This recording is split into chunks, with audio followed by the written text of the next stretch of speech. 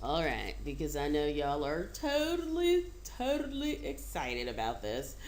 This is the second part, or part two, of the sample presentation. And there will be a part three. I know you guys are so excited about this. All right, so basically, this one, hopefully it's shorter than an hour, who knows, is really going to be about the breakdown of my presentation. So this isn't should you do the same things that I'm doing, but what I'm going to do is try to show you some of my thought processes as to how I get to different places. Now, does that mean that you need to break yours down exactly the same way? No. If there is another way that you want to go with it, please feel free. This is really about your expression. I'm just giving you one possible route out of like a million. Okay, basically, what I begin with is my real life situation.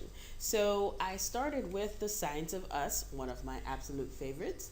But keep in mind that this is not about like how highbrow or whatever it is that you read, but also about sort of so it can be anything of interest, right?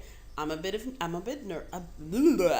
I'm a bit nerdful, so I read Science of Us, but I also read some things that are a little less highbrow, and by that I mean dirt. And you can start there as well. It doesn't matter.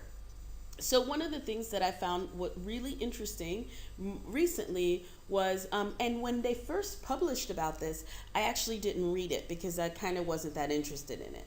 But as more and more things started coming out from the Science of Us, I was really interested in this retraction of a recently published study. So, and I'll talk more about the study a little bit later on, right? So there was this controversy, and it's a big deal, and so on and so forth, right?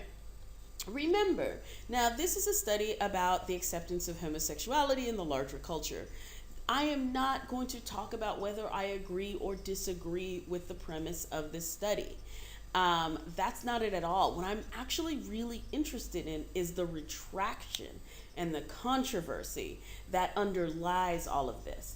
And the controversy is going to be about what the topic is about, sort of, but that's not what it's really going to focus on, right? So you keep going back to the real life situation, but again, be very careful of you starting to talk about your feelings about the RLS or anything like that. All right. Remember, focus on knowledge. And then, yeah. All right. It's about, yes. It's about applying those TOK tools. Please apply those TOK tools. They're important. All right. So what I have here is some random looking lines. Is this handy dandy little set of boxes and stuff that I will be throwing up periodically to kind of show you um, how I'm going through my process. Do you have to use something like this? No. But this is sort of like a mind map of the situation, not situation, but my thought processes. So I'm putting this out there for you. All right. So basically, I started out with The Science of Us, and this actually required me to do quite a bit of reading. Yours may not necessarily have that much reading, but like I said, this was something that I was a bit more interested in. So then I started out with The Science of Us, and I saw that article that was talking about the retraction. Then there were other articles related to the same topic in The Science of Us, sort of like as things unraveled. And other people published things like the author of the original article. I'll talk about this a little bit more in the real life situation. And then I looked at the retraction in Science magazine, which was a big deal, right? Looking to see if there's anything specifically that I wanted to use in that. I wanted this topic, so I'm looking at different aspects of this topic. So don't just pick a random topic, but actually, again, go to find a specific something about it. So ultimately, I went back to The Science of Us. There were articles in the New York Times, in National Public Radio, which is awesome, awesome site, by the way. And check out the music section, amazing. And finally, I went back to the Science of Us, which had a long discussion about on the article called "How a Grad Student Uncovered a Huge Fraud." And so they go into it like step by step and quite a bit more information, and kind of follow a more timeline of events.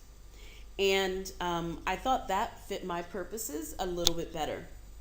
And so, having read that article and having looked at some various things that discuss this one topic, I decided to extract the following knowledge claims. All right. So, one of the things that I got from this was that one of the reasons why there's such a big controversy is because people wanted to believe that data. So, more on that later. And the other thing is, I'm like, why is this science thingamajiggy, this study, which is published, and it's been published for a couple of years actually, and all of these people talked about it, but it took some time for this to come to light. And so essentially, what I got from it, and one of the things that one of the other scientists said in it, is that they trusted the name and the work of the senior researcher. So, because this was a trustworthy person, they trusted the data that had their name on it. All right. And people, and the other thing that I thought was that, that I got from it was one of the reasons why this lasted for 2 years and it took this graduate student to come out is because people in academia and research are really afraid of rocking the boat and the repercussions. And the other thing that I learned is that this peer review process, which is used to publish material and essentially add research to the larger field, this one is political science, but this can probably work for all of the other areas of knowledge as well, all the other subjects, is that this peer review process isn't really objective. So from here, I'm going to take my knowledge claims and I'm going to work some magic and develop a knowledge question. Which brings us to our handy dandy little boxy thingy again, right? So up at the top, I have my real life situation, and then you can see I'm going to consider the knowledge claims that I've presented, and then I'm going to extract it. Now, what you have when you look at this is a sort of demarcation between the real world and the TOK world. So the idea is that we have constant connection between these two things, right? So once I've extracted my knowledge claims, what I'm going to do is now bring them into the TOK world, and that's when I'm going to use my tool on how to make a good knowledge question and come up with my knowledge question. And that will be coming soon. All right, which brings me to me knowledge question. So again, I use that handy dandy tool on how to use a knowledge, how to create a knowledge question. And so what I decided to do was to first look at emotion as a way of knowing, right? So I want to include a way of knowing in there. And what I did talk about was what role, right? One of my questions, does emotion play in justifying knowledge? All right. So it's something that I can clearly see came from my real life situation in the presentation. I'll give a little bit more explanation as to how I got to that. But essentially, one of my first claims was that people wanted this study to be true. When I'm thinking about how is it this could have passed muster for a couple of years, people wanted it to be true. So what role does emotion play in justifying knowledge? And so what I've just put in here is this is not stuff that is included necessarily in the presentation, but what I am going to think about for myself is, what do I mean by justify, right? So basically, to justify something means to basically provide evidence or reasons to support something, right? So what I'm thinking is here, my emotions provide all the support that I need, all the foundation, the validity for what I know, right? And so again, what knowledge am I going to be referring to in my RLS? So what I'm talking about here is how it does my emotion connect back to this knowledge, not my emotion, but when looking at my real life situation, um, how is it that this desire for for this study to be true overwhelmed people's rationality in looking further at this, right? And so here, right, knowledge claim one, da da da da da. So this is the stuff that's going on in my head as I'm figuring out what it is I'm going to be talking and discussing.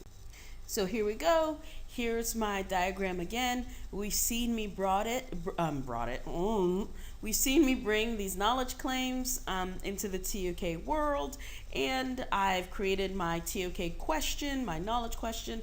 And one of the things here is this knowledge question is applicable in this in the real life situation I've presented, but I could also apply it to other things as well. All right, so we've come up with a knowledge question, and so now what I want to do is develop my knowledge question. So, what I want to do is before I delve in, I kind of want to just break it down a little bit in my mind because the knowledge question is gihugic. My real life situation, there's a lot going on in it. And with all of this, it's so easy to be confused, yeah? So I'm actually going to start with stuff that is a little bit more bite-sized. And from my bite-sized stuff, I will develop my, my arguments. And once I've developed my arguments, then I'm going to hit my textbook and look for stuff, yeah? Okay. So my knowledge question is, just in case you forgot, because what role does emotion play in justifying knowledge? Sorry, I got a cold. All right. So what I'm thinking are what emotions are at play here, right? Because I'm mostly focusing on why. I'm not focusing on the arguments that came out against the piece in some of those maybe right-wing newspapers or whatever. I'm focusing on why this was accepted, and this was highly publicized by all of these really well-known newspapers and magazines, like the Wall Street Journal, known to be pretty conservative, the New York Times, known to be pretty liberal, etc., etc. So I'm thinking about what emotions are at play here that can then affect, that can help justify knowledge, yeah? Why do people want to believe in the real life situation? And does perception about scientific knowledge blind people? And how can we trust science or math? Because y'all all know math is the work of the devil because it's magic. Actually, it's not it's not bad when it's like money. But and so from these smaller questions, I'm going to kind of think about my arguments and develop my arguments and counter arguments. The first thing is that in terms of answering, I'm going to try to answer my my knowledge question. It's not necessarily I believe this is true, but I'm trying to come up with possible explanations to answer it, right? So what role does emotion play in justifying knowledge? Well, emotion can blind us to reasoned arguments and make us irrational, right? And so basically what that says is that it doesn't really justify knowledge because it blinds us to reason, and it makes us irrational, right? My counter argument, of course, is that not of course, but a counter argument is it's scientific knowledge. So coming from this article, scientific knowledge, so I'm bringing in an area of knowledge in there. So scientific knowledge provides support for what we know emotionally. So what role does emotion play in justifying knowledge? Well, it's actually a little bit around. We know things, and then we actually use science to justify it, right? So it's really emotion in conjunction with science. And then another argument is that emotion is important in helping us justify knowledge because sometimes we have no idea what the knowledge consists of because we don't know anything about science, because it's really specialized, and we don't know the stuff about the math that is used to justify the research. All we can do is say, magic. It must be true because it feels right in my gut. Okay, hope that helps.